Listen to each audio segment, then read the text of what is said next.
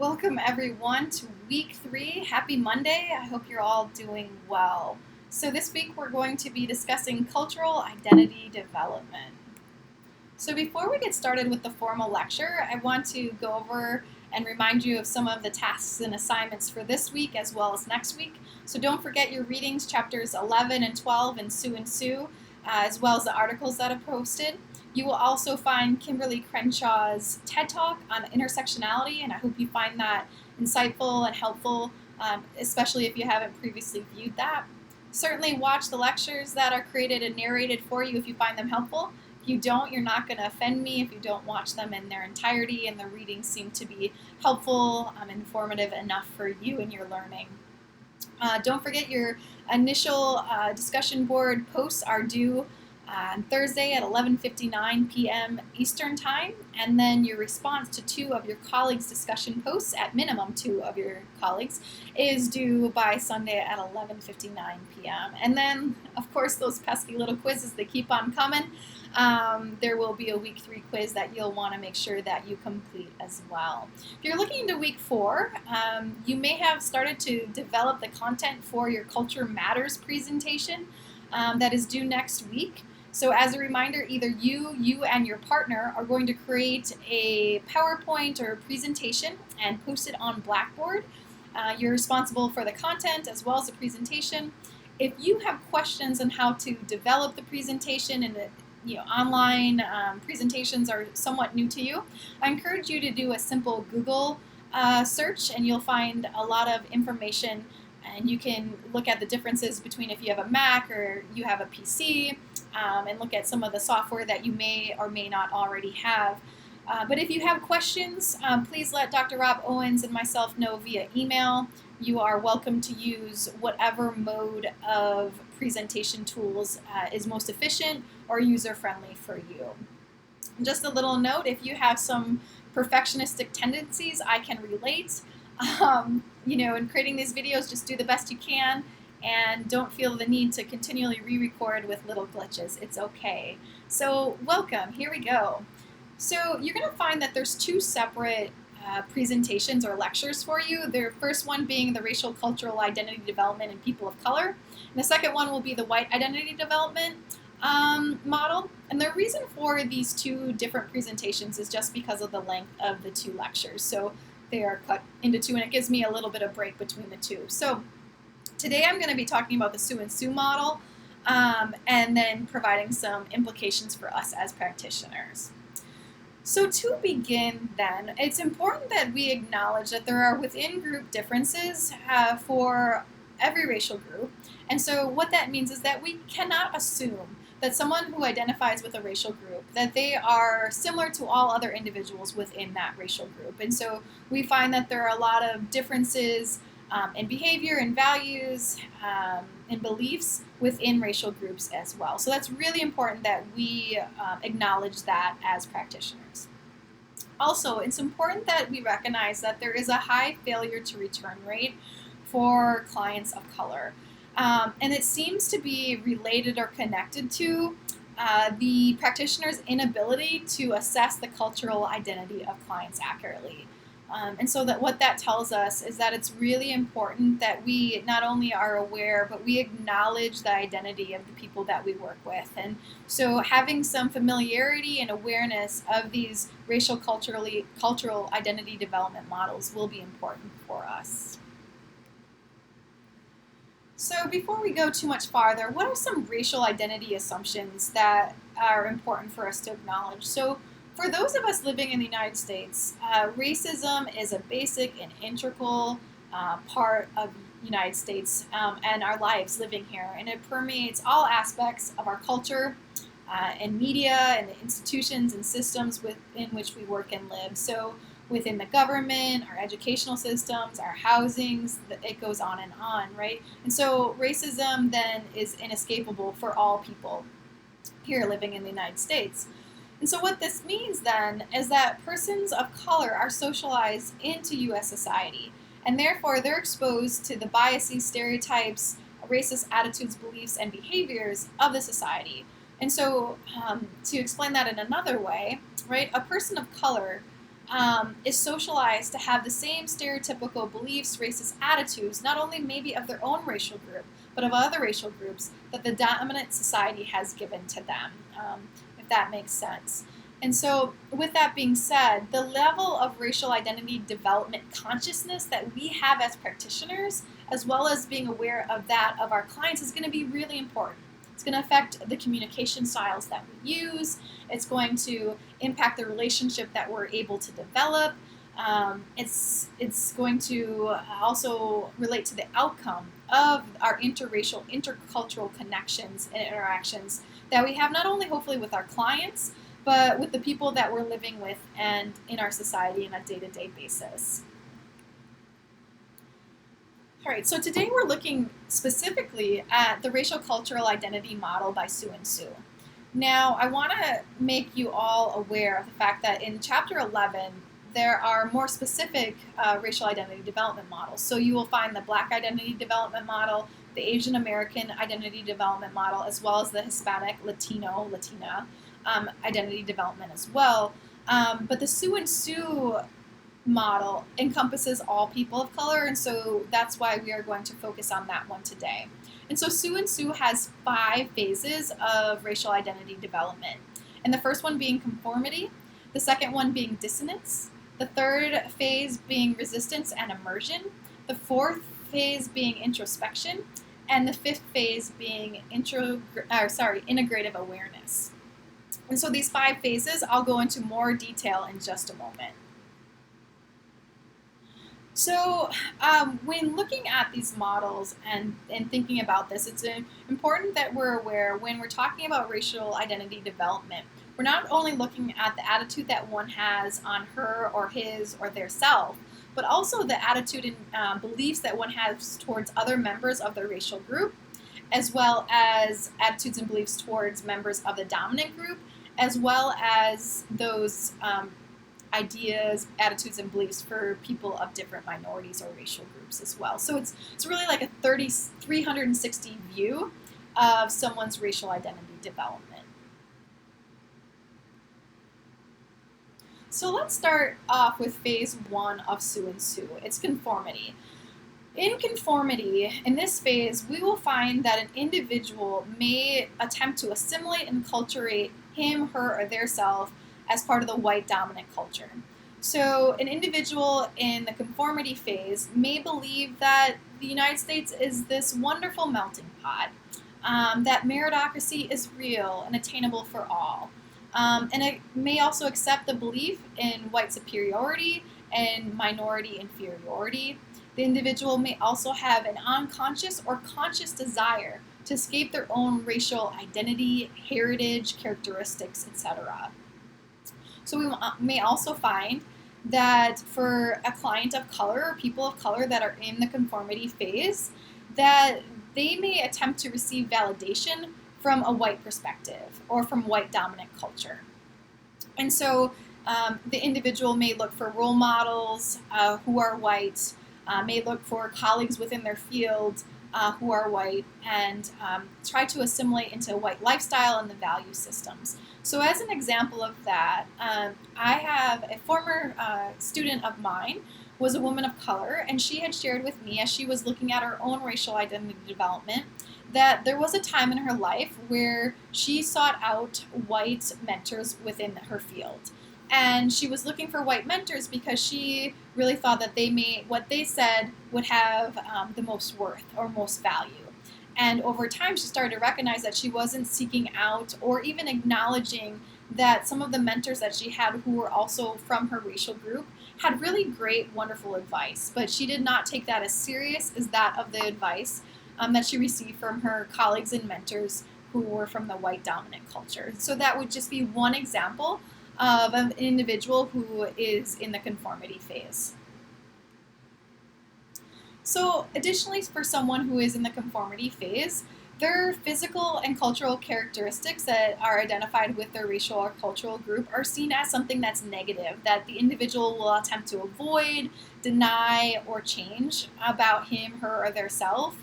And so more specifically, when we're thinking about the physical characteristics, We might think about like the traditional modes of dress that a cultural racial group may um, generally use within their style. The person will see that as a source of shame. Additionally, someone might find shame within their color of their skin, their appearance of their facial structure, etc. And so we also find with individuals within the conformity phase that they're going to attempt to mimic or model what are perceived as white mannerisms, white dress, career goals, and so forth. So lastly, we will also find for individuals in the conformity phase that generally they may have low internal self-esteem. And so with that being said, individuals in the conformity phase may be using a denial mechanism that may come out in statements like, I am not like other people of my race, I've made it on my own, I'm the exception to my race, and they will see their experience or themselves as different from other individuals within their racial group.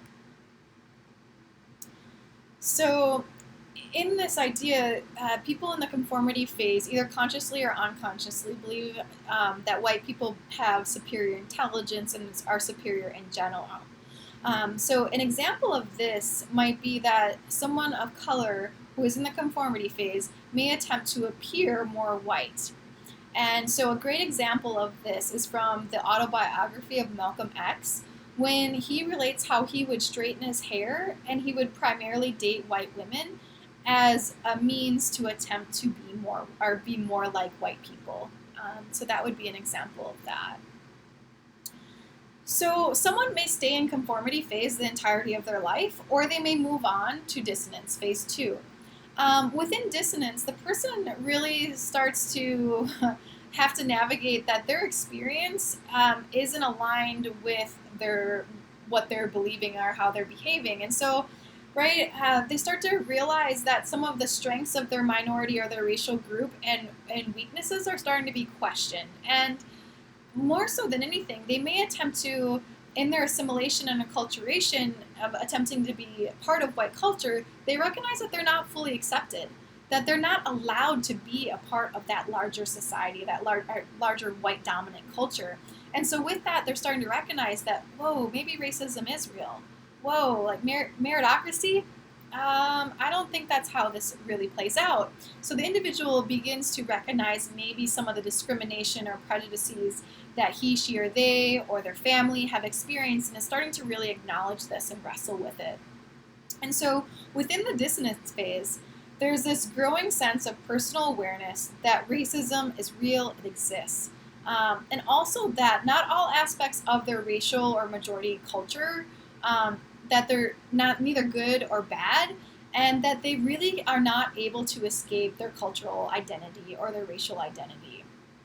And so now, what was previously these feelings of shame, now they're starting to feel some pride as well. And there's this, they're navigating both of these, and they're in this space where there's a lot of conflict that is developing for the individual.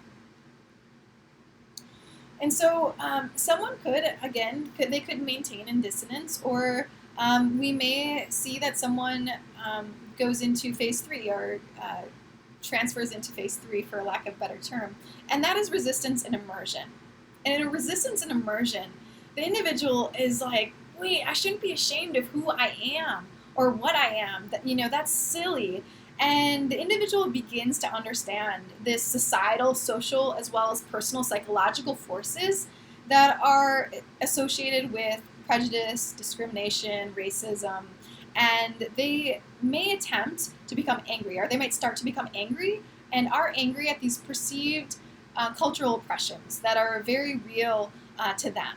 And they also may actively reject the dominant culture as well as dominant society.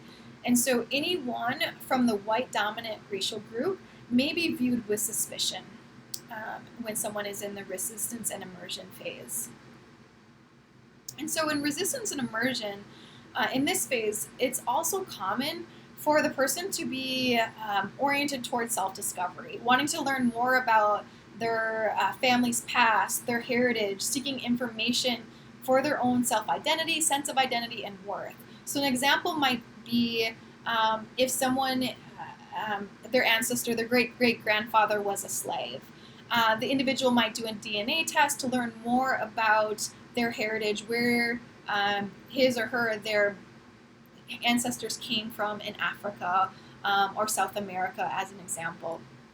And so within the racial and immersion phase, right, rather than feeling this shame and disgust, now the individual is feeling pride and honor and saying, I am not ashamed of who I am. This is who I am, and who I am is worthy and beautiful.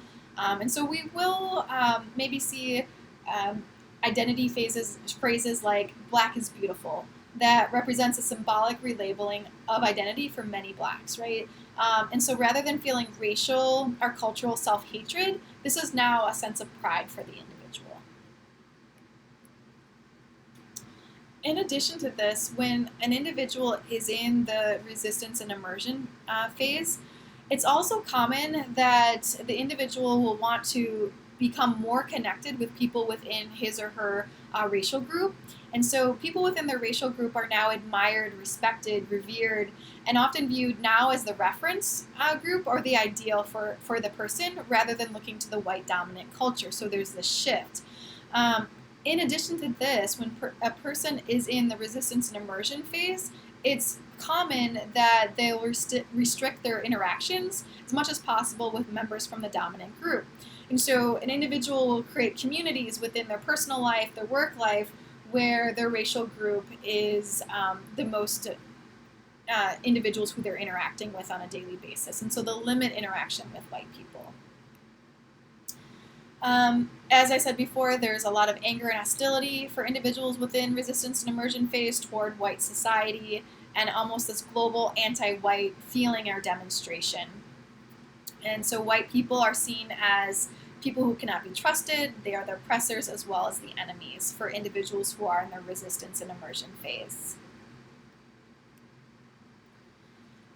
So then, for phase 4 is introspection. And for a person in introspection, the individual becomes discomforted, right, by this rigid view of groups, right? So that, not all white people are racist. Not all white people are ill-intentioned, and so they start to recognize that there might be some gray areas. And in addition to that, might be feeling that the individual has put too much energy into white society, and they haven't really kind of navigated their own personal identity as much as they want to. And so this conflict ensues between notions of responsibility and allegiance to their own racial group and notions of their personal autonomy. So it's like the individual wants to recognize their cultural group and then also recognize that I'm an individual within this group. Everything that my racial group believes, behaves, and acts, I have other beliefs and I have additional beliefs, and so it's not a complete representation of myself. So the individual is attempting to understand their cultural heritage while also integrating their own identity and individuality within the larger cultural heritage. So now the conflict becomes quite great in terms of the responsibility and allegiance to one's own minority group versus notions of personal independence and autonomy. So in introspection, the person is really seeking their independence and being their own self. And so they're spending more and more time and energy trying to sort out who they are in addition and possibly outside of their cultural heritage. Then in phase 5 is this integrative awareness. And this is the phase when an individual has this inner sense of security with who they are not, and has resolved the conflicts between what they used to believe are their old identities and now who they are today. The global anti-white sentiment or feeling has subsided, and the person becomes more flexible, tolerant, multicultural, creates more community that is multicultural in nature.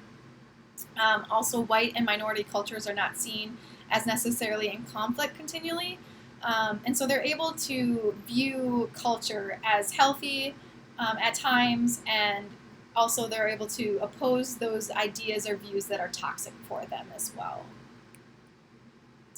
Person has a positive self-image, as I stated before, high self-worth and confidence.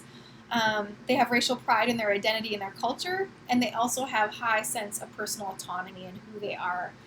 So they become more multicultural in nature, and without feeling that they have sold out their own integrity or sold out their cultural or racial group.